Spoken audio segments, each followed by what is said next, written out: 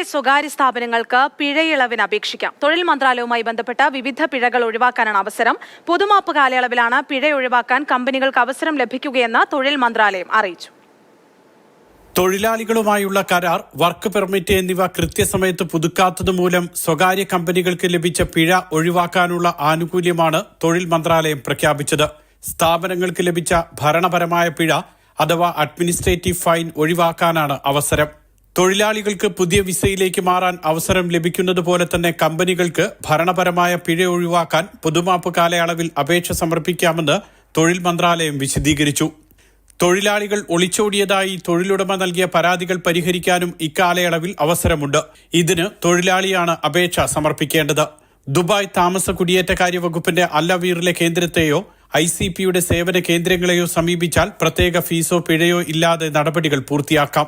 തൊഴിലാളികളും തൊഴിലുടമകളും പൊതുമാപ്പ് കാലാവധി പരമാവധി പ്രയോജനപ്പെടുത്തണമെന്ന് തൊഴിൽ മന്ത്രാലയം നിർദ്ദേശിച്ചു. ഈ മാസം 1 തുടങ്ങിയ പൊതുമാപ്പ് കാലാവധി ഒക്ടോബർ 31 വരെ നീണ്ടുനിൽക്കും. Mathrubhumi news, Dubai.